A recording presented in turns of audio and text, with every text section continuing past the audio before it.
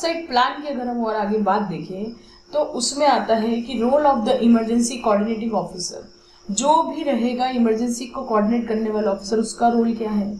Major hazardous works management का role क्या है, लोकल अथॉरिटीज का क्या रोल है, पुलिस का क्या रोल है, फायर अथॉरिटी का क्या रोल है, हेल्थ अथॉरिटीज का क्या रोल है, गवर्नमेंट सेफ्टी अथॉरिटी का क्या रोल है, और रिहर्सल्स और एक्सरसाइजेज हुई ऑफसाइट इमरजेंसी प्लानिंग की। देखिए, ज़्यादातर ऑनसाइट इमरजेंसी प्लान ही बनता है। ऑफसाइट तब बनता है जब इमरजेंसी आपके यहाँ ऐसी क्रिएट होने की संभावना है कि वो पूरे आसपास की विसिनिटी को इफेक्ट कर दे, प्लांट के भारत को इफेक्ट कर दे, तब आपको ऑफसाइट भी बनाना पड़ता है।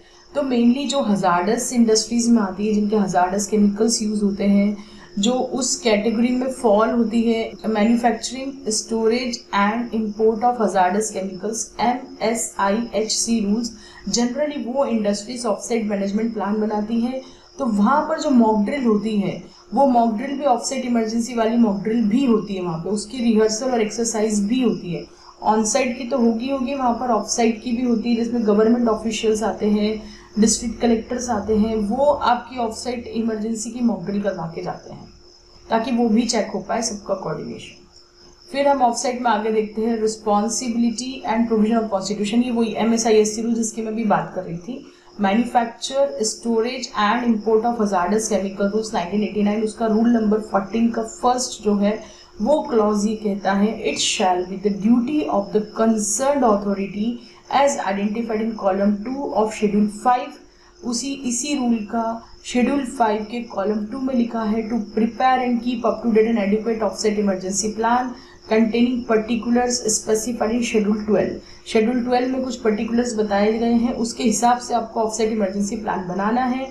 And detailing how emergencies relating to a possible major accident on that side will be dealt within, and in preparing that plan the concerned authority shall consult the occupier and such other persons as it may deem necessary।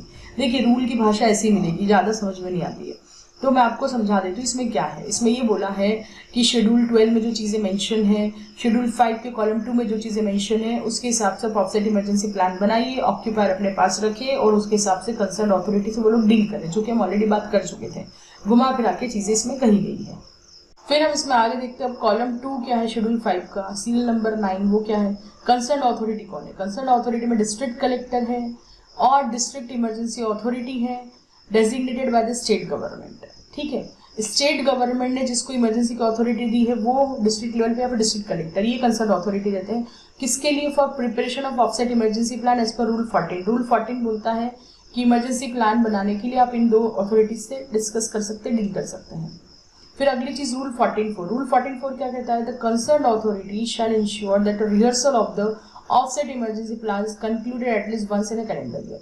अब concerned authority क्या करती है, उनका ये role है कि उनको साल में एक बार कैलेंडर ईयर कब से कब चलेगा, from January to December, that is a calendar year. ठीक है, financial year March to March चलता है, मार्च टू अप्रैल वैसा रहता है, ये वाला कैलेंडर ईयर ये रहेगा जनवरी टू दिसंबर। उसके बीच आपको जो है रिहर्सल करवानी पड़ेगी ऑफसेट इमरजेंसी प्लानिंग की। जैसे मैं बात करूँ, जैसे कि गुजरात है, गुजरात का जो है वहाँ पे बहुत सारे इंडस्ट्रियल बेल्ट है, भरूच है, झगड़िया है, फिर वहाँ पे दहेज है, ये वाले एरियाज जो है यहाँ पे ज़्यादातर MSIHC में फॉल होने वाली इंडस्ट्रीज हैं।